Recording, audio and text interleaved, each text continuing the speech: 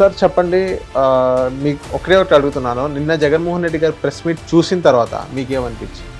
జగన్మోహన్ రెడ్డి గారు press meet పెట్టింది counter attack కోసం. ఆంధ్ర రాష్ట్రంలో ఒక నెంబర్ 1లో ఉంది ఈజ్ ఆఫ్ డూయింగ్ బిజినెస్లో అని కొంతమంది అంటారు. దానికి మీరేమంటారు సార్? ఎట్లా అంత పచ్చి అబద్ధాన్ని అంత ధైర్యంగా అంత ఓపెన్గా చెప్పగలుగుతారు? వీళ్ళందరూ గొర్రెలు, వీళ్ళకి చదువు సాము లేదు, మనం ఏం చెప్తే అదే వింటారు అని అనుకుంటారా ఏంటి? సార్ ఇదే జగన్మోహన్ రెడ్డి గారు నిన్న ఆరోగ్యశ్రీని ధ్వంసం చేశారనే మాట ఎందుకన్నారు సార్? మరి ధ్వంసమే కదా. ఎందుకంటే ఈయనలాగా ఒక 2,000 కోట్లు 3,000 కోట్లు పెండింగ్ పెట్టి ఇచ్చుంటే చంద్రబాబు నాయుడు గారు జగన్మోహన్ రెడ్డి గారికి బాగుంది. ఆయన పాపం తెలియక 600 కోట్ల బకాయిలు ఇచ్చాడు పెండింగ్. ఈయన చూడు 1700, 600 ఎక్కువ, 1700 ఎక్కువ, 1700 ఎక్కువ.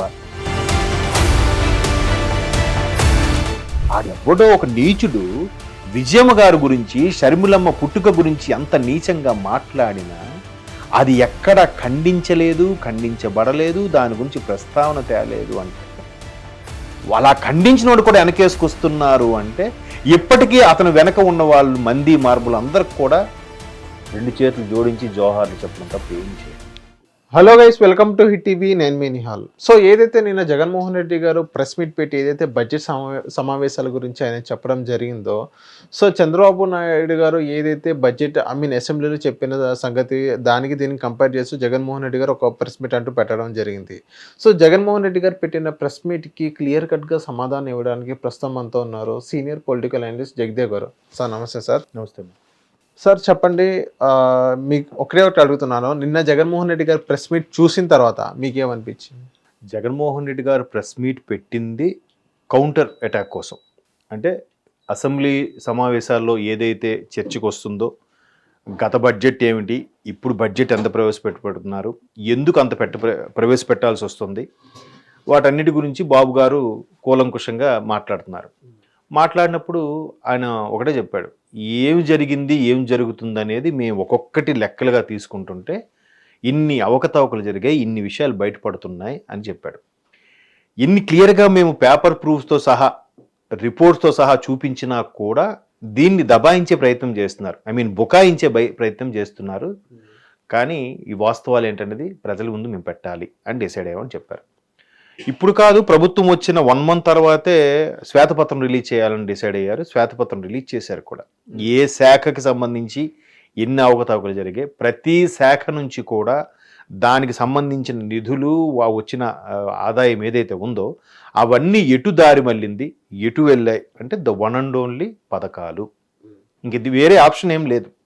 పెట్టుబడులు లేవు, రాబడి లేదు, డెవలప్మెంట్ లేదు, భూమి కొనుగోలు అమ్మకాలు ఆగిపోయాయి, ఎక్కడికక్కడ స్తంభించిపోయాయి. ఆ విషయం అందరికీ తెలుసు కాబట్టే ప్రజలందరూ వెక్స్ అయిపోయి 93 ఆల్మోస్ట్ 92% ఓటింగ్తో కూటమిని గెలిపించుకున్నారు.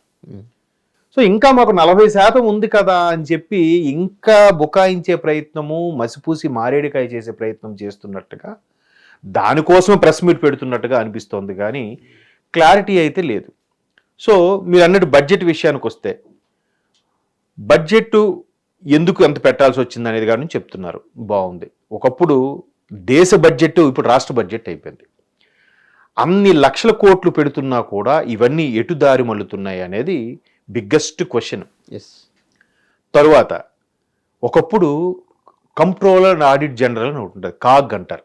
కాగ్ నివేదిక ఇస్తుంది అంటే ప్రతి రాష్ట్రానికి మీ రాష్ట్రం వచ్చే రాబడి ఏంటి, ఖర్చులేంటి, ఏ శాఖకి ఎంత కేటాయించారు, దాన్ని ఏ విధంగా ఉపయోగించారు, అది ప్రజలకి ఎంతవరకు లబ్ధి చేకూరింది అనేది ఉంటుంది. ఈ లబ్ధి చేకూరింది అనే దాని మీద ఒక ప్రత్యేకంగా ఒక డిపార్ట్మెంట్ కూడా ఉంది, మీకు తెలుసో తెలీదో, ఎన్ఎస్ఎస్ అని, నేషనల్ శాంప్లింగ్ సర్వీస్ అని ఒక డిపార్ట్మెంట్ ఉంది. ఓకే. సో ఆ డిపార్ట్మెంట్ పని ఏంటో తెలుసా? ఈ పథకాలు కానీ, రాబడి కానీ, ఇవన్నీ కూడా, లేదా కేంద్రం నుంచి వచ్చే నిధులు కానీ, ఇవన్నీ కూడా ఏ విధంగా దారి మళ్ళుతున్నాయి ప్రజలకి, అంటే ఎండ్ కస్టమర్ అంటే సామాన్య సిటిజన్కి ఎంతవరకు రీచ్ అవుతుంది, ప్రతిదీ కూడా. అంటే ఫుడ్ కార్పొరేషన్ సంబంధించి, రేషన్కి సంబంధించి, లేదంటే డెవలపింగ్ సంబంధించి ప్రతిదీ కూడా ఏది ఎండ్ కస్టమర్ రీచ్ అవుతుంది అనేది వాళ్ళు ప్రతి ఊరు లేదా శాంపిల్గా తీసుకొని, నేషనల్ శాంప్లింగ్ సర్వీస్, ప్రతిదానికి ఒక శాంపిల్ తీసుకొని సర్వే చేసుకొని వాళ్ళు మొదట 2 వారాలు తిరగడం, చివరి 2 వారాలు కూర్చొని ఆఫీసులో ఈ రిపోర్ట్ రాసుకోండి, వాళ్ళ పనిదే. సో వాళ్ళు ఇచ్చిన రిపోర్టు ప్రకారం కూడా గత 5 ఏళ్ళలో చూస్తే ఎవరికి రీచ్ అయ్యింది, పలానా శాఖకు సంబంధించి ఈ విధంగా నిధులు వచ్చాయి, దాన్ని ఆ శాఖ పరంగా ఎంతవరకు ఉపయోగించారు, అవి ప్రజలకి ఎంత రీచ్ అయ్యింది అనేది ఒక్కసారి పరిశీలన చేస్తే జీరో. అయితే ప్రజలకి రీచ్ అయింది, ఏం రీచ్ అయ్యిందయ్యా? పథకాల రూపంలో ఒక్కొక్క నెల ఒక్కొక్క పథకం. ఈ నెల అమ్మ ఒడి, నెక్స్ట్ మంత్ నాన్నబడి, లేదంటే ఇంకోటి అదంటే ఆటో డ్రైవర్లంట, క్షురకులంట, చర్చి పాస్టర్లంట. ఒకటి కాదు, ప్రతీది ఒక్కొక్క నెల ఒక్కొక్కటి రిలీజ్ చేయాలంటే ప్రభుత్వం ద్వారా డబ్బులు ఉండాలి. డబ్బులు ఉండాలంటే రాబడి రావాలి. రాబడి వస్తేనే ఉంటుంది. గత ప్రభుత్వంలో ఎక్కడ రాబడి వచ్చింది? రాబడి లేకే ప్రతీదీ కూడా కేంద్రం నుంచి, ఆర్బీఐ నుంచి, సెంట్రల్ ఫైనాన్స్ శాఖ నుంచి తెచ్చుకోవడం, పంచడం, తెచ్చుకోవడం, పంచడం. అది మొత్తం పంచారాయా అంటే మళ్ళీ అక్కడ పెద్ద క్వశ్చన్ మార్కే.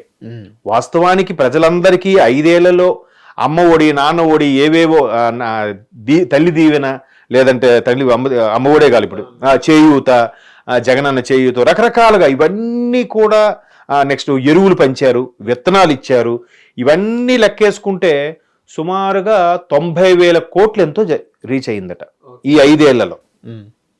బట్ పథకాలకి ఇచ్చిన అమౌంట్, చూపించిన అమౌంట్ 1,40,000 కోట్లు. అంటే ఇంక 50,000 కోట్లు ఏమయ్యాయి? అవును, ఎవరికి తెలీదు. ఎవరు చెప్తారు?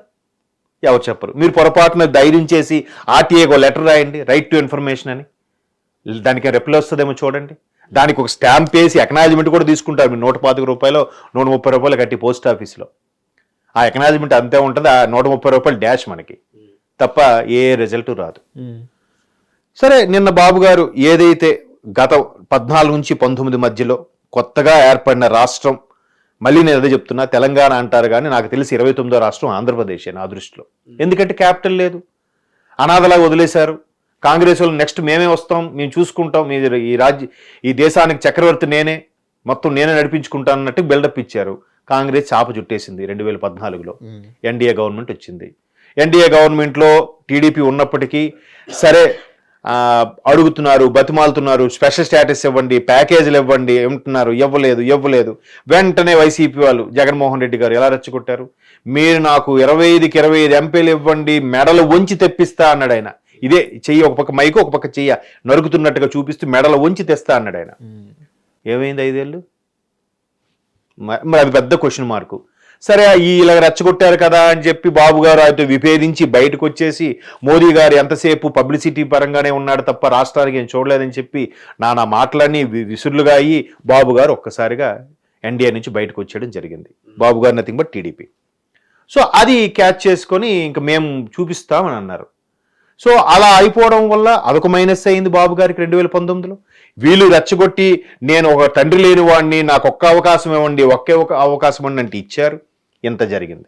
సో ఇదంతా ఎందుకు చెప్తున్నానంటే 2014లో అనాథగా ఏర్పడిన ఒక ఆంధ్రప్రదేశ్కి ఒక క్యాపిటల్ లేదు, మౌలిక సదుపాయాలు లేవు, ఏమీ లేదు అనుకున్న దాన్ని సుమారుగా 3 లక్షల కోట్లు అప్పో లేదంటే కేంద్రం నుంచి సాయము అన్ని రకాలుగా తెచ్చి అమరావతి ఎలా వచ్చిందో చూశారుగా. ఇప్పుడు ఎక్కడైతే అసెంబ్లీ సమావేశాల్లో అవుతున్నారో assembly building, high court, secretariat senior first class ఎంప్లాయీస్కి క్వార్టర్సు, సెకండ్ గ్రేడ్ ఎంప్లాయీస్కి 4 టవర్ల బిల్డింగులు అన్నీ జరిగి, పోలవరం 70%, ఇవన్నీ కూడా ఈ 3 లక్షల కోట్లలోనే కేంద్రం నుంచి వచ్చే నిధులు. ఇన్ని జరిగిన తరువాత 3 లక్షల కోట్లు అవ్వకుండా ఎందుకు ఉంటుంది? సరే, అయింది. ఈయనేమంటున్నాడు, మేము గత 5 ఏళ్లలో కేవలం 1,50,000 కోట్లే వాడాము. నేను చంద్రబాబు నాయుడు గారికి ప్రభుత్వం హ్యాండ్ ఓవర్ చేసే టైంకి 4.5 లక్షల కోట్లే ఉంది, అంతకుముందు 3 లక్షలే ఉంది, ఇప్పుడు 1,50,000 ఉంది అని చెప్తున్నారు. సరే, ఇవన్నీ మళ్ళీ బడ్జెట్లో లెక్కలు చూస్తే, బడ్జెట్లో కేటాయించిన లెక్కలు, కార్పొరేషన్ లెక్కలు, దాన్ని ఇంకేదో అంటారు అన్డివైడెడ్ షేర్ లాంటివి ఏవో ఉన్నాయి, ఆ లెక్కలు అన్నీ చూస్తే ఇవన్నీ బడ్జెట్లో మళ్ళీ కలపరు. సో ఆ లెక్కలు ఏంటయ్యా అని అంటే, ఒకరు 6 లక్షల కోట్లు అంటున్నారు, ఒకరు 10 లక్షల కోట్లు అంటున్నారు, 9 లక్షల కోట్లు అంటున్నారు, మీకే క్లారిటీ లేదని చెప్పి చంద్రబాబు నాయుడు గారు అన్నారు.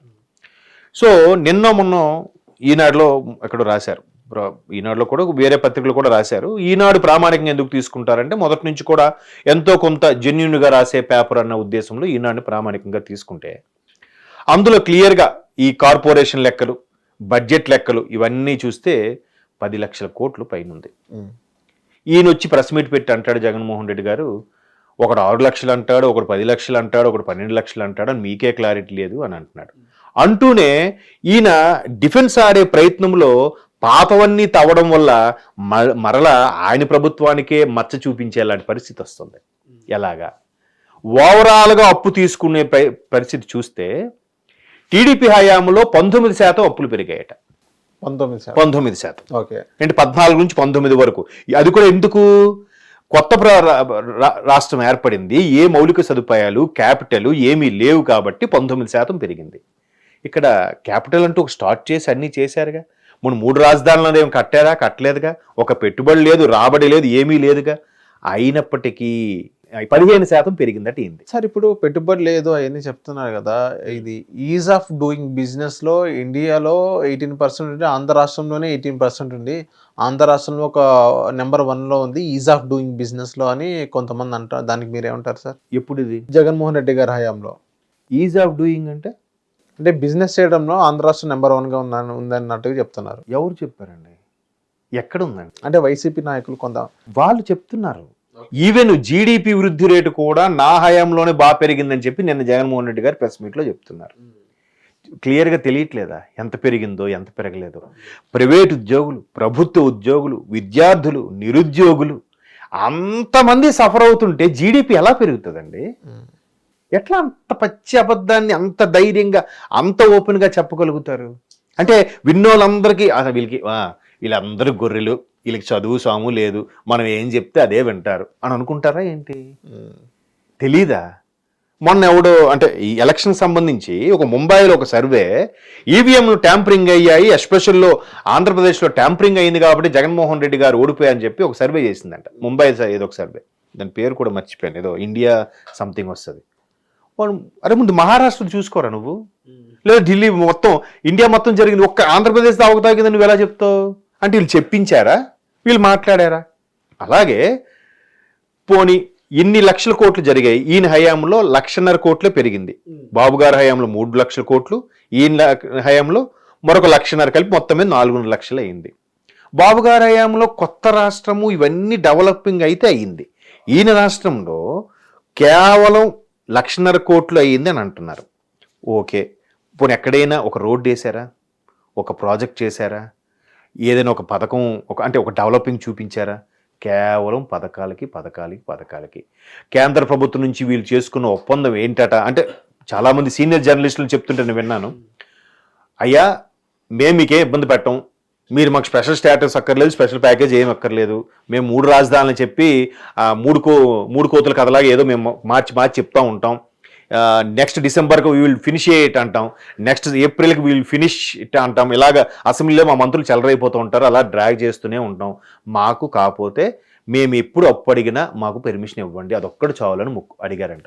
ఓకే. సో నిర్మలా సీతారామన్ గారు చాలా సందర్భాల్లో చేతులు ఎత్తేసింది ఆవిడ, ఇంకా మీకు ఇంతకు మించి అప్పు ఇవ్వలేము, ఇంతకు మించి బాండ్ల రూపంలో తాకట్టు పెట్టినవన్నీ ఇవ్వలేము అని చెప్పేసింది ఆవిడ.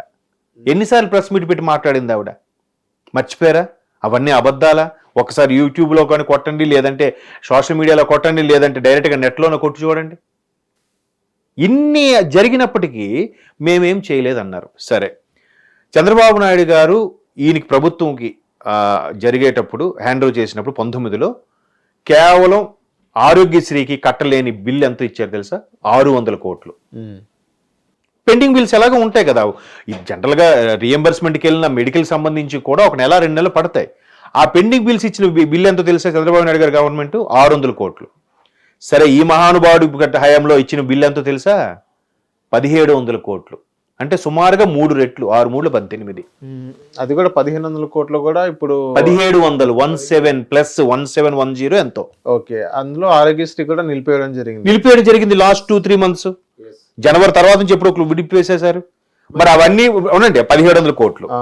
సరే, చంద్రబాబు నాయుడు గారు రాష్ట్ర మెయింటెనెన్స్ కి దీనికి సంబంధించి తగులు అంటే 42,000 కోట్లు బడ్జెట్ చూపించాడు ఆయన. ఏది 2019లో జగన్మోహన్ రెడ్డి గారు గద్దె ఎక్కేటప్పుడు. ఇదే జగన్మోహన్ రెడ్డి గారు దిగిపోయాక బాబు గారు మొన్న ఎగేసరికి జగన్మోహన్ రెడ్డి గారు ఇచ్చిన బిల్లు ఎంతో తెలుసా? అదే బకాయిలు, పెండింగ్ బకాయిలు 1,82,000 కోట్లంట. 82, 83 కరెక్ట్ ఫిగర్ నాకు తెలియదు.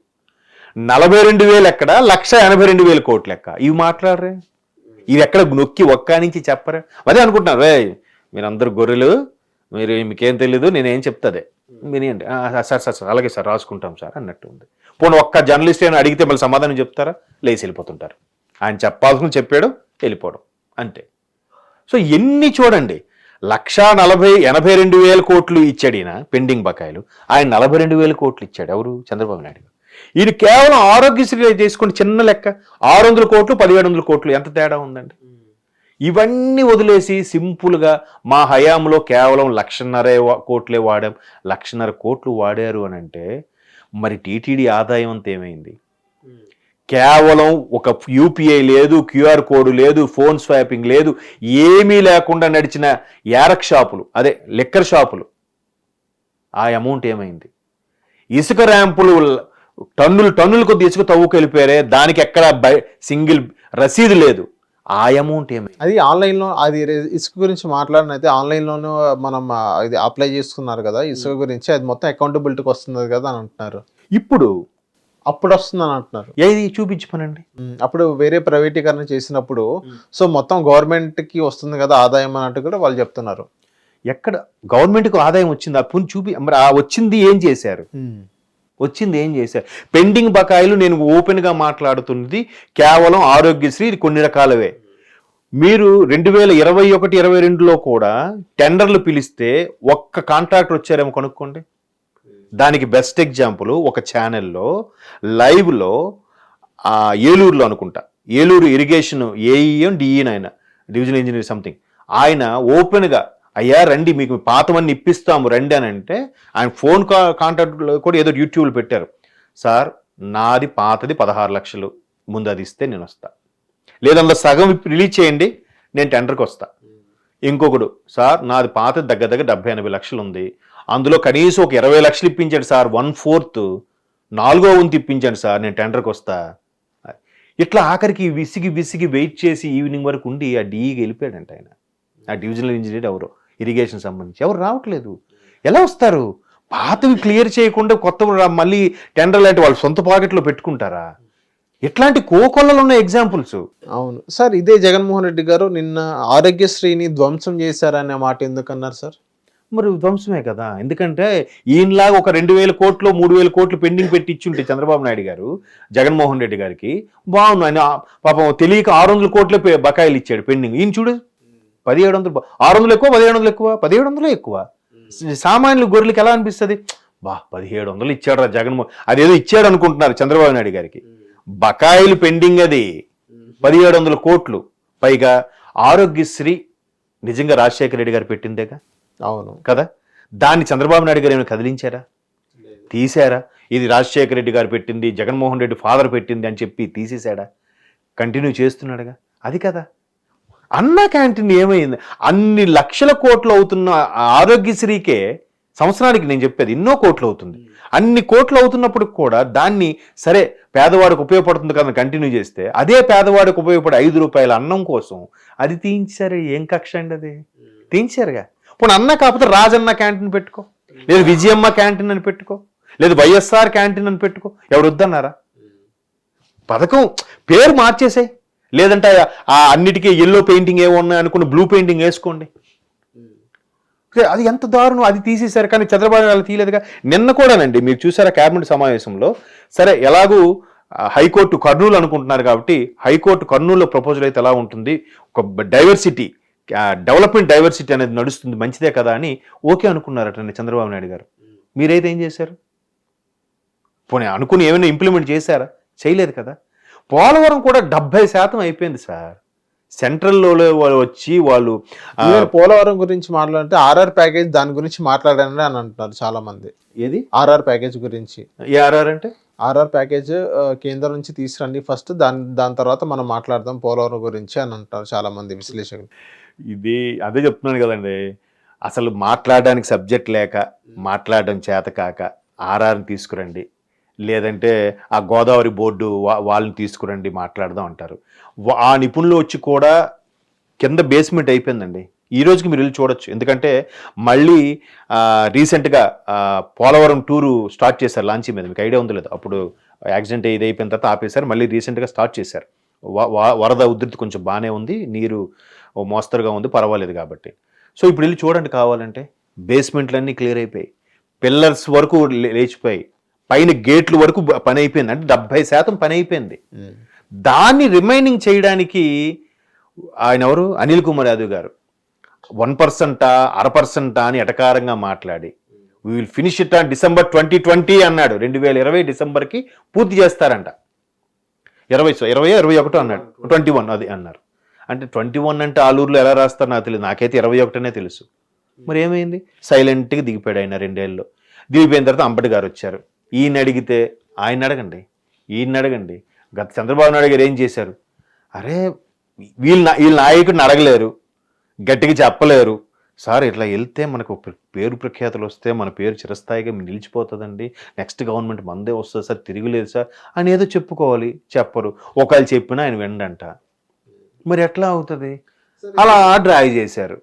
సార్ ఇప్పుడు ఈ జగన్మోహన్ రెడ్డి గారు ఇంకో మాట కూడా అనడం జరిగింది, సంపద సృష్టిస్తామని చెప్పడం అంటే ఏంటి, ప్రజల మీద ఎక్కువ పనులు భారం వేయడమేనా మీ సంపద సృష్టించడం అని జగన్మోహన్ రెడ్డి గారు క్వశ్చన్ చేయడం జరుగుతుంది. దాని మీ దగ్గర ఆన్సర్ ఏంటి సార్? జగన్మోహన్ రెడ్డి గారు మంచి క్వశ్చన్ వేశారు. ఎందుకంటే అన్ని రాష్ట్రాల్లో పెట్రోల్ రేటు చూడండి, ఆంధ్రప్రదేశ్లో పెట్రోల్ రేటు చూడండి. ఎందుకంటే పెరిగింది? తెలంగాణ కన్నా మన దగ్గర ఎక్కువ ఉంది, తమిళనాడు కన్నా ఆంధ్రప్రదేశ్లోనే ఎక్కువ ఉంది, కర్ణాటక కన్నా ఆంధ్రప్రదేశ్లోనే ఎక్కువ ఉంది, ఈవెన్ మహారాష్ట్ర కన్నా ఆంధ్రప్రదేశ్లోనే పెట్రోల్ రేటు ఎక్కువ. ఎందుకు? తెలంగాణకి ఆంధ్రప్రదేశ్కి కూడా 4 రూపాయలు తేడానా? ఇక్కడ 110 ఎంతో అయితే అక్కడ 114. మరి ఇది ఎవరు పెంచారు? ఎవరు ఇట్లా పెంచి ఉంచినట్టుగా? ఆఫ్ కోర్స్ ఇప్పుడు కూటమి కూడా దాన్ని కంటిన్యూ చేస్తుంది. చూడాలి మరి నెక్స్ట్ బ్యారియల్ రేట్లు తగ్గినప్పుడు తగ్గిస్తారో లేదో అని. సో అది తర్వాత మెయిన్ డీజిల్ పెట్రోల్ పెరిగితేనే మిగతావన్నీ ప్రపోర్షనేట్గా పెరిగిపోతాయి. అవునా? ప్రతిదీ ట్రాన్స్పోర్టేగా. అన్ని చోట ఒక దగ్గర పండవుగా. టమాటాలు ఒక దగ్గర, ఉల్లిపాయలు ఒక దగ్గర, వరి ఒక దగ్గర, గోధుమలు ఒక దగ్గర పండుతాయిగా. వీటన్నిటిది ఇక్కడికి అందరికీ చేయాలంటే ట్రాన్స్పోర్ట్ బై రోడ్. అది కూడా దేని బట్టి డిపెండ్ అయి ఉంటుంది? పెట్రోల్ డీజిల్ సక్రమంగా ఉంటే, రీజనబుల్గా ఉంటే ఉంటుంది, లేదా ప్రపోర్షనేట్గా తదనుగుణంగా అన్నీ పెరిగిపోతాయి. మరి ఇప్పుడు ఆయన దానికి క్వశ్చన్ ఆయన ఎందుకు వేస్తారు? వేసే రైట్స్ ఏమున్నాయి ఆయనకి? కేవలం పథకాలు ఇచ్చేసి నాయకుడు అనేవాడు లక్షల కొద్ది ఫాలోవర్స్ని పెంచుకోవడం కాదు. 100 మంది లీడర్లు, మరో 100 మంది నాయకులను తయారు చేయగలిగితే వాడు అసలైన నాయకుడు అంట. అంతేగాని నా వెనక ఎంతమంది ఫాలోవర్స్ ఉన్నారు నేనే తోపుగాను అనుకుంటే, అంటే వాళ్ళందరినీ గొర్రెలుగా ట్రీట్ చేస్తున్నట్టే. నీలాంటి ఒక 10 మంది నాయకులను తయారు చేయి, అది అసలైన నాయకత్వ లక్షణాలు. సో అలాగా అన్ని పెంచేసి పథకాలు కేవలం పథకాలే ఇచ్చి ఎక్కడ మనిషిని తన కాలు మీద తను బతికేలాగా చేయలేదు. చేయకుండా తిరిగి పెరిగాయంటే ఎలా అవుతుంది? ఇవాళ రేపు పెద్ద సమస్య ఏంటో తెలుసా? మ్యాన్ పవర్ అండి. ఎవరు ఏ ఇండస్ట్రీ పెడదామన్నా మ్యాన్ పవర్ దొరకట్లేదు. ప్రతి ఒక్కడు కూడా నాకు కావాలంటే ఆటో నడుపుకుంటా. మొన్న ఒకసారి పెద్ద జోక్ వచ్చింది, చూసారో లేదో. ఒక అబ్బాయి పెళ్లి చూపులకు వెళ్తాడు. ఆ పెళ్లి కూతురు దగ్గరికి వెళ్తే, అమ్మాయి మీ అబ్బాయికి ఇవ్వాలంటే మీ అబ్బాయికి అసలు ముందు ఆటో డ్రైవర్గా పథకం వస్తుందా? వస్తుందండి. అయితే ఓకే. మరి మీ అత్తగారికి పెన్షన్ వస్తుందా? వస్తుందండి. మీ ఆడపడిచి ఉందా? ఆడపడిచికి విడో పెన్షన్ వస్తుందా? వస్తుందండి. మరి మీ ఆడపడిచి పిల్లలకి అమ్మ కూడా వస్తుందా? వస్తుంది.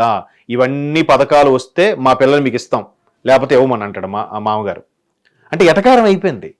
పిల్లడు ఏం చేయకపోయినా పర్వాలేదు, అన్ని పథకాల రూపంలో వస్తే చాలు బతికేస్తాము. సార్ ఇప్పుడు జగన్మోహన్ రెడ్డి గారు కూడా ఇంకో మాట అనడం జరిగింది.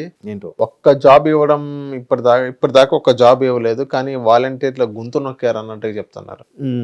మంచి పాయింట్. వాలంటీర్ల గొంతు నొక్కారు. సరే, ఈయన వాలంటీర్లతో పాటు సెక్రటేరియట్ ఉద్యోగాలు ఇప్పించారనుకుని పెద్ద బ్యాండ్ బాజా మోయించారు. వీళ్ళందరికీ మేమే ఉద్యోగాలు కల్పించాం, 15 లక్షల ఉద్యోగాలు కల్పించామని ఏదో చెప్పారు. సో అందులో వాలంటీర్లు కూడా కలుపుకున్నారు. సరే, మరి ఇప్పుడు వాలంటీర్లకి ఉద్యోగాలు అంటే ప్రభుత్వ ఉద్యోగం అని అనుకున్నారు అందరూ, ఎందుకంటే ప్రభుత్వం పెట్టింది. కానీ తెలివిగా పాపం వాళ్ళని అమాయకులను చేశారు. వాలంటీర్ అంటే ఏంటి, స్వచ్ఛందంగా వెళ్ళి సేవ చేసే వాళ్ళని వాలంటీర్గా వచ్చి చేయడం అని అంటారు. సరే ఆ పేరు పెట్టారు, కానీ ప్రభుత్వం అయితే దాన్ని ఏమంటారు, లోకల్ బాడీ గవర్నెన్స్ కింద వాళ్ళకి అవకాశం కల్పించి ఏదో ఇస్తుంది అని అనుకున్నారు. దానికి ఒక చిన్న జీవో పాస్ చేయొచ్చుగా, ఒక చిన్న అపాయింట్మెంట్ లెటర్ ఇవ్వచ్చుగా, చిన్నది సింగిల్ పేజ్. ఎందుకు ఇవ్వలేకపోయారు? ఎందుకు ఇవ్వలేదు? ఏదో 5,000 పడేసి వాళ్ళకి గూఢాచారులుగా గానో, లేదంటే వాళ్ళ అవసరమైన పనులకో, లేదంటే స్థానికంగా వాళ్ళకి బలగం పెంచుకోవడానికో, ఇంతమంది వాలంటీర్ని ఇంతమంది కార్యకర్తలుగా మలుచుకోవడానికో చేసిన ప్రయత్నం ఇది. దానికి సరే ఎన్నికల టైం వచ్చేసరికి ఒక్కొక్కరు అంతెందుకు, ఒక మాజీ మంత్రి, ఉత్తరాంధ్రకు చెందిన ఒక మాజీ మంత్రి క్లియర్గా, పేరు చెప్పొచ్చు చెప్పకూడదు తెలియదు, మీకెందుకు, నెక్స్ట్ అన్న గవర్నమెంటే, ఓకే పేరు చెప్పండి, పేరు చెప్పండి. పేరు ధర్మాన గారు అనుకుంటా.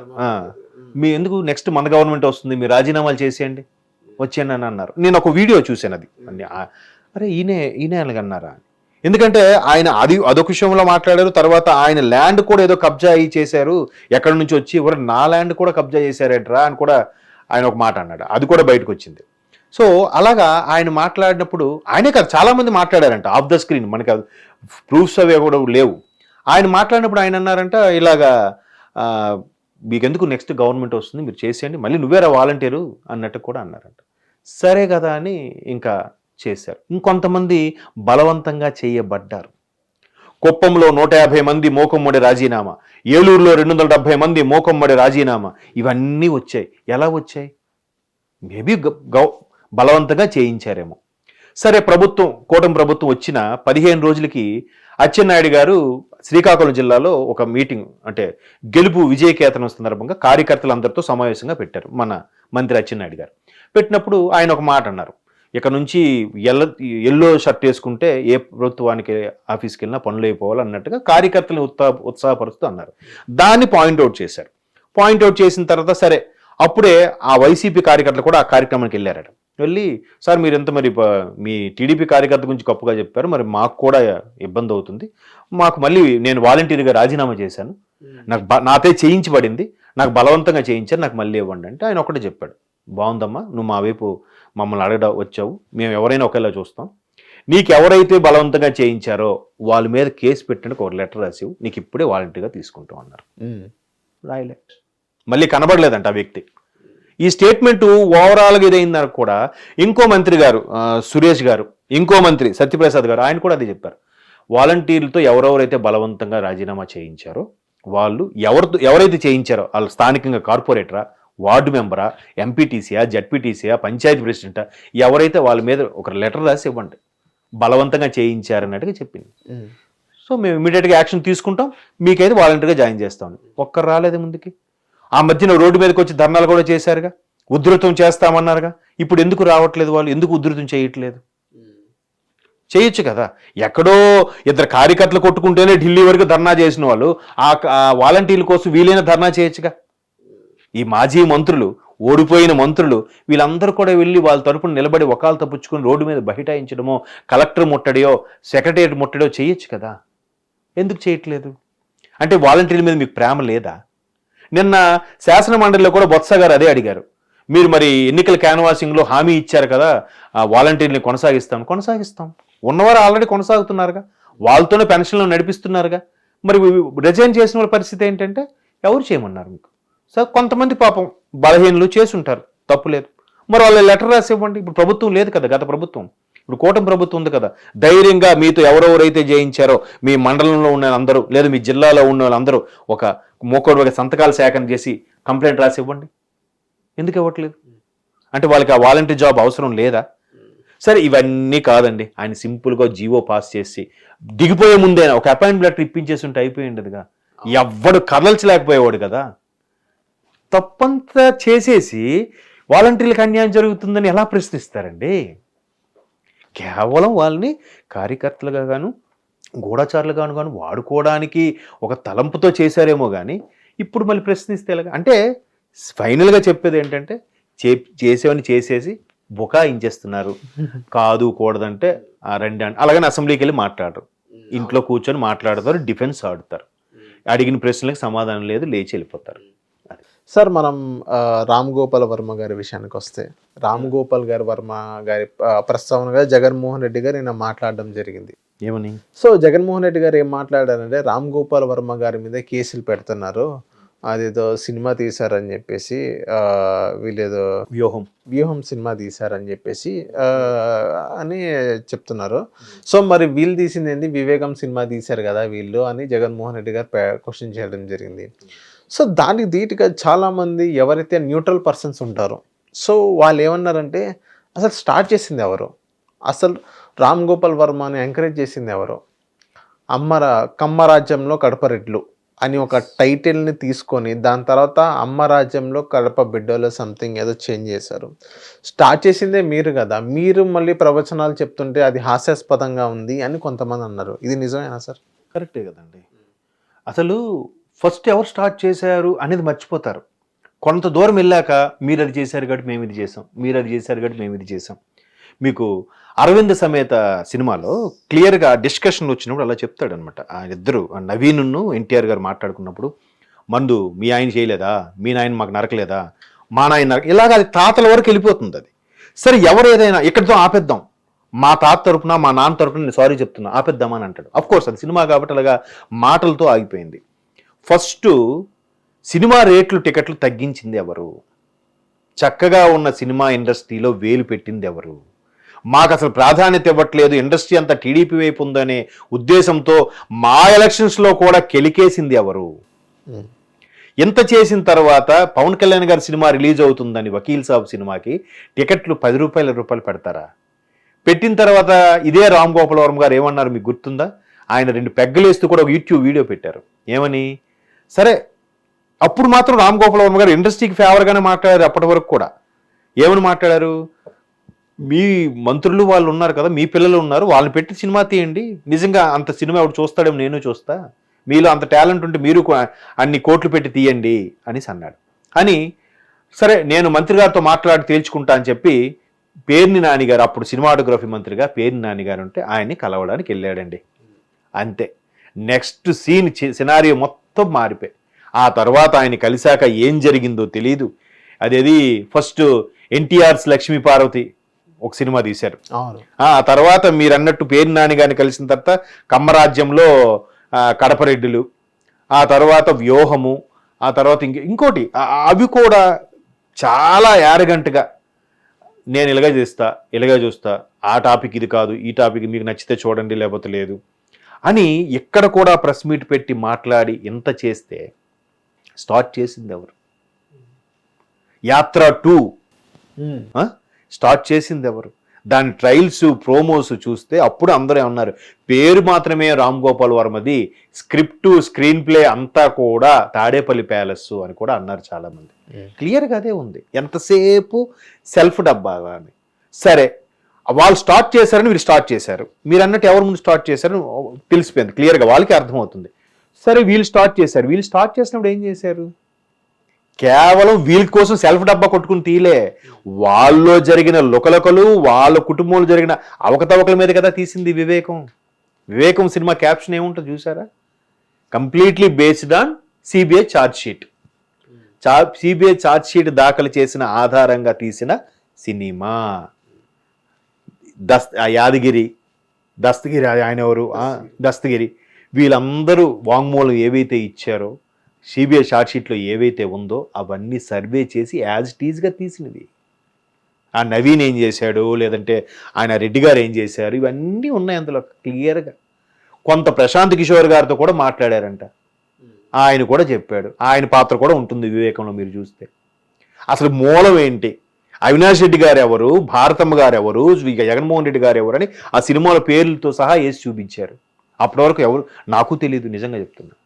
ఒకటే ఫ్యామిలీ ఏమో అనుకున్నాం, ఇవన్నీ కూడా తాతల అన్నదమ్ములు అన్నట్టుగానే అందులో చూపించారు.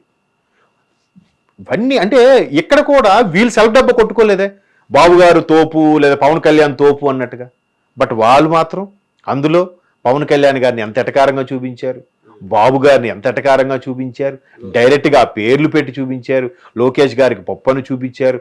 ఒక పేరు అనవసరం ఒక యూట్యూబ్ ఛానల్కి వెళ్తే అక్కడ ఆ పర్సన్ నాకు ఒకసారి ఇంటర్వ్యూ చేశాడు, అడిగాడు, సార్ నా స్క్రీన్ నేమ్ పప్పు సార్ అని. అంటే పప్పు ఏంటి అన్నాను. అంటే నేను రామ్ గోపాల్ వర్మ సినిమాలో ఇలా యాక్ట్ చేశాను సార్, నన్ను లోకేష్ గారికి డూప్గా తీసుకున్నారు సార్ అని చెప్పాడు. అచ్చా అవునా, ఓకే. మరి ఆయన అక్కడ తీశాడు కాబట్టి వాళ్ళకి ఫేవర్గా మాట్లాడుతున్నాడు. ఏం కాదు సార్, నెక్స్ట్ గవర్నమెంట్ ఇదే వస్తుంది కాబట్టి చూడండి మీరు బెట్టేసుకుందాం అని కూడా ఛాలెంజ్ చేశాడు ఆ పప్పు అనే క్యారెక్టర్ పర్సన్. నాతో తెలుసు, పేరు అనవసరం ఇంకా, అంటే ఆయన అసలు పేరు నాకు తెలియదు నిజంగా. అంటే ఆయన అలాగే చెప్పుకుంటున్నాడు గొప్పగా. సరే మొన్న వెళ్ళా మళ్ళీ ఆ ఛానల్కి ఇంటర్వ్యూకి, ఆయన ఎక్కడనంటే లేదు సార్ ఊరు వెళ్ళిపోయాడు సార్ అని చెప్తున్నారు. అంటే ఎందుకు అంత ప్రగల్భాలు? ఒక సామాన్యుడు కూడా అలాగ ఇంజెక్ట్ చేసేసారు. ఆయనకి ఏం తెలుసు? లేదు సార్ వీళ్ళంతా ఒకటే సార్, మీరు కావాలంటే చూడండి సార్, పవన్ కళ్యాణ్ ఏం చేస్తారు చూడండి సార్. ఇంకా పెద్ద పెద్ద ఇప్పుడు ఆన్ స్క్రీన్ నేను చెప్పలేను, చాలా మాట్లాడాడు ఆ వ్యక్తి నాతో. అంటే నేను అవి ఊరుకున్నాను, సర్లే అణువు కాని చోట అధికులు మనరాదు కదా అని చెప్పి కాముగా ఊరుకున్నాను. సార్ ఇంకోటి నీచమైన పోస్టులు పెట్టి కావాలని మళ్ళీ అరెస్ట్ చేపిస్తున్నారు చంద్రబాబు నాయుడు గారు, వాళ్ళని ఎంకరేజ్ చేస్తున్నారు అన్నట్టుగా జగన్మోహన్ రెడ్డి గారు చెప్పడం జరుగుతుంది. సో ఇంకా జగన్మోహన్ రెడ్డి గారు చాలా చెప్పడం కావాలనే వీళ్ళు ఏదైతే స్కామ్, ఆర్గనైజ్డ్ స్కామ్స్ చేస్తున్నారు వీళ్ళిద్దరు, చంద్రబాబు నాయుడు గారు కానీ పవన్ కళ్యాణ్ గారిని లోకేష్, అంటే ఎన్డీఏ కూటమి అని చెప్పుకోవచ్చు, ఆర్గనైజ్డ్ స్కామ్స్ కానీ ఇంకా పోస్టులు కానీ. సో ఇంకోటి ఏంటంటే ఇక లాస్ట్గా ఇంకోటి కూడా అన్నారు జగన్మోహన్ రెడ్డి గారు, మీ నాన్నని కానీ మీ పేరెంట్స్ కానీ ఎప్పుడైనా పబ్లిక్లో చూపించారా అన్నట్టు కూడా క్వశ్చన్ చేయడం జరుగుతుంది. దానికి మీ దగ్గర ఏం సార్ ఆన్సర్? ఫస్ట్ దీని గురించి మాట్లాడండి. చంద్రబాబు నాయుడు గారి ఏదైతే పేరెంట్స్ ఇప్పటిదాకా ఎందుకు చూపించలేదు దాని గురించి మాట్లాడండి. ఫస్ట్ దీని గురించి మాట్లాడడం ఒక చిన్న మాట చెప్పాలి.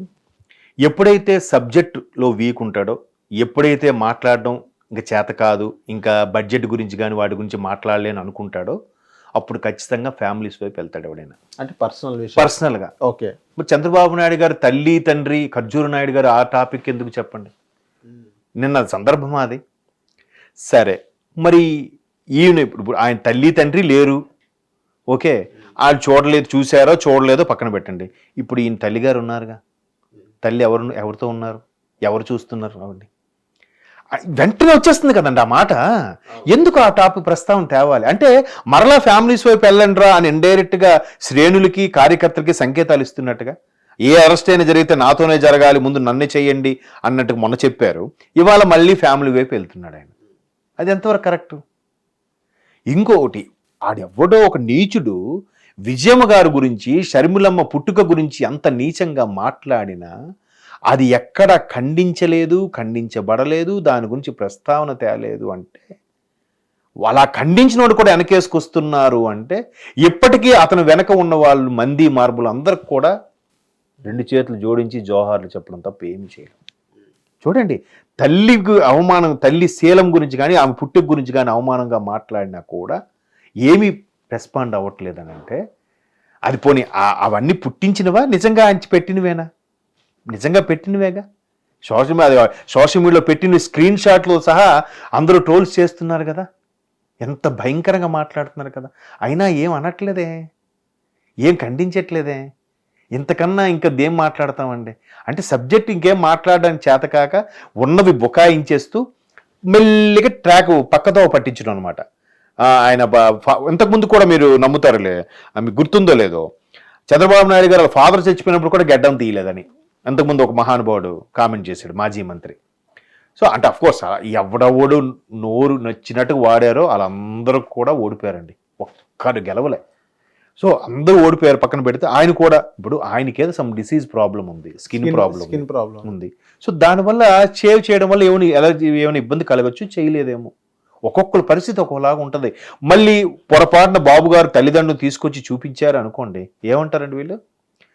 కుటుంబ పరిపాలన, తల్లి తండ్రికి గవర్నమెంట్ సొమ్ముతో అన్ని రాచి మర్యాదలు చేస్తున్నాడు, గవర్నమెంట్ కాన్వాయ్లో తల్లి తండ్రిని తీసుకొచ్చాడు అంటారు వీళ్ళే. ఇప్పుడు తెలంగాణలో కూడా పాపం ఆయన కేటీఆర్ గారు అబ్బాయి వస్తే అతను కూడా ప్రతిపక్షాలు అన్నారు, బాడీ షేమింగ్ చేశారు. కేసీఆర్ గారు కుటుంబ పరిపాలన అన్నారు, అది తప్పు కదా.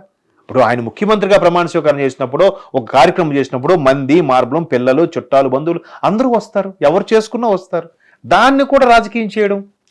సార్ ఇదే జగన్మోహన్ రెడ్డి ఇంకో మాట కూడా చెప్పడం జరిగింది బాలకృష్ణ గారి మీద.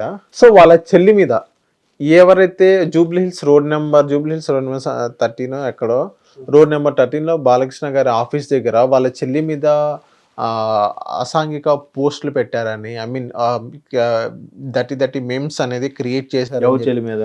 జగన్మోహన్ రెడ్డి గారి చెల్లెలు మీద, షర్మిల షర్మిల గారి గారి మీద. మీద. అది కూడా ఒక వీడియో కూడా తీసి చూపించడం జరిగింది జగన్మోహన్ రెడ్డి గారు. అది కూడా షర్మిల గారు ఏం మాట్లాడుతున్నారు ఎప్పుడు గతంలో 2014లో 19కి ముందే షర్మిల గారు వాళ్ళ ఛానల్లో, సాక్షి ఛానల్లో ఒక ఇంటర్వ్యూలో నా మీద ఇలాంటి పోస్టులు పెట్టారు అన్నట్టు కూడా షర్మిల గారు అప్పుడు చెప్పడం జరిగింది. ఆ వీడియోస్ కూడా చూపించడం జరిగింది. సో దానిపైన మీరేమంటారు సార్? ఇది 19 ముందు కదా, 19 ముందులో దానికి టీడీపీ వాళ్ళు ట్రోల్ చేశారని ఆయన ఉద్దేశం. ఎస్, టీడీపీ వాళ్ళే చేయించారు. అది కూడా బాలకృష్ణ గారు ఆఫీస్ మీద అన్నట్టు జగన్మోహన్ రెడ్డి గారు చెప్పడం జరిగింది. ఎప్పుడు కూడా ఎవరు స్టార్ట్ చేశారు అని అంటే నిన్నే క్లియర్గా మాట్లాడుకున్నాం కదా, సినిమాల రూపంలో కూడా ఫస్ట్ స్టార్ట్ చేసింది ఎవరంటే, దానికి మరలా ఇప్పుడు కూడా నేను చెప్పేది ఏంటంటే ఫస్ట్ అది స్టార్ట్ చేసింది ఎవరు, అందులో అసభ్యంగా ఏమైనా ఉన్నాయా, లేదా షర్మిల గారి పుట్టుక గురించి కానీ, లేదా విజయమ్మ గారి గురించి కానీ, లేదా కుటుంబ సభ్యుల ఆడవాళ్ళ గురించి కానీ ఏమైనా అసభ్యంగా ఉన్నాయా, అదొకసారి చూడండి. ఎవరు స్టార్ట్ చేశారు, ఎవరు ఇంకా దీన్ని కొనసాగిస్తున్నారు? నిన్న కూడా ఇప్పుడు ఆ ప్రెస్ మీట్లో చంద్రబాబు నాయుడు గారి తల్లిదండ్రుల గురించి ఎందుకండి? ఇప్పుడు ఆ ప్రస్తావన తీసుకొచ్చి ఇప్పుడు నేను మాట్లాడాల్సింది సార్ మీకు చూపించండి.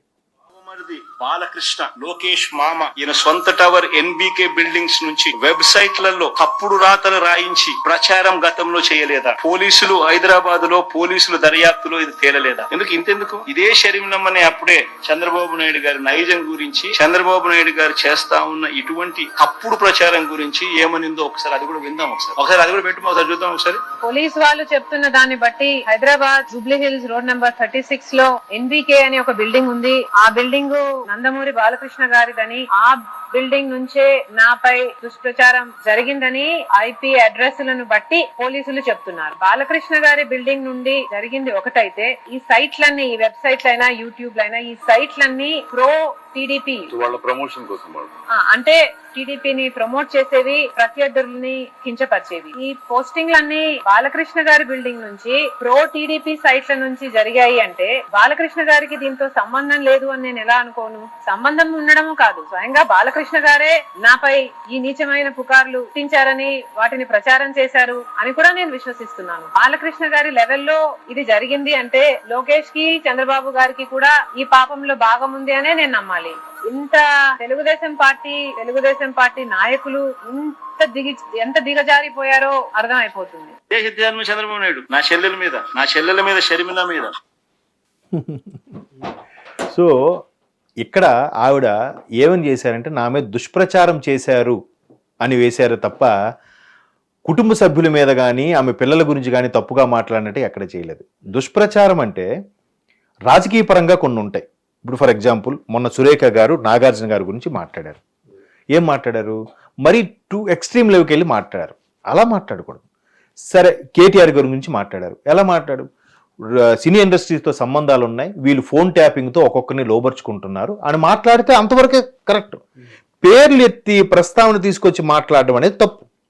ఈ ఫోన్ ట్యాపింగ్ కూడా వీలే చేశారని మాట్లాడడం వరకు తప్పు లేదు. అది రాజకీయంగా బురద జల్లుకోవడం. సో ఆ పరమైన బురద జల్లారే తప్ప షర్మిల గారి మీద ఇక్కడ ఫ్యామిలీస్ వైపుకో వెళ్ళి లేదంటే ఆమె బిడ్డనో కొడుకునో తప్పుగా మాట్లాడినట్టుగానే చేయలే. ఇప్పుడు ఈయనకి షర్మిలమ్మ గారి గురించి అంత దారుణంగా మాట్లాడిన వ్యక్తి గుర్తు రాలేదు. షర్మిలమ్మ గారి గురించి ఎప్పుడో 5 ఏళ్ల కిందట జరిగింది తీసుకొచ్చి వీడియో చూపిస్తున్నారే. నిన్న లేదు మొన్న ఆ వర్రా రవీంద్ర రెడ్డి గారి మాటలు, దానికి ఎక్కడ మాట్లాడరా? దాని గురించి ఏ ప్రెస్ మీడియా మిత్రులు కూడా ఎవరు ప్రశ్నించరా? దాని గురించి ఏం అడగరా? అంటే ఇప్పుడు ఎలా ఉందంటే, బాబు నువ్వు తప్పు చేసావు అని అంటే, నేను తప్పు చేశాను ఒప్పుకోవట్లేదు, నువ్వు నాకన్నా పెద్ద తప్పు చేసావు అని చెప్పడమే ఉంటుంది. అంటే నీ తప్పు ఇండైరెక్ట్గా ఒప్పుకుంటున్నట్టే. సరే, నేనేం పెద్ద తప్పు చేశాను నువ్వు చెప్పు అంటే అసలు విషయం వదిలేసి ఏవేవో మాట్లాడటం. ఓకే. సో నిన్న ప్రతీది కూడా డిఫెన్స్ ఆడుతూ కౌంటర్ అటాక్ ఇస్తుండే అది మ్యాక్సిమం అర్థమవుతుంది ఎవరు స్టార్ట్ చేశారు, ఎవరు ముగింపు పలకలేకపోతున్నారు అనేది. ఇప్పుడు నిన్న ఎవరెవరు తప్పుగా మాట్లాడినా, ఇప్పుడు షర్మిలమ్మ గారి మీద రాసిన తప్పుడు కోతలు కదా వర్రా రవీంద్ర రెడ్డికి అరెస్ట్ అన్ని చేశారు. మరి అలాంటప్పుడు మా పార్టీని ఏమనలేదు కాబట్టి ప్రభుత్వం ఊరుకోవచ్చు కదా. సో ఆ చట్టం అందరికీ వర్తిస్తుందిలా చేశారు. వీళ్ళలాగా వాళ్ళకి ఏమనకుండా టీడీపీ వాళ్ళకి అరెస్ట్ చేయడం అలాగేం చేయలేదు. సో చెప్తున్నా కదా, బొకాయిస్తున్నారు, ఏదో చెప్తున్నారు. ఆ అబద్ధాన్ని కప్పిపుచ్చడానికి మరో 10 అబద్ధాలు ఆడుతున్నారు. మొత్తం మీద కొంచెం జాగ్రత్తగా స్క్రిప్ట్ రాసుకుని వచ్చి మాట్లాడుతున్నారు. అదైతే కొంచెం సంతోషం.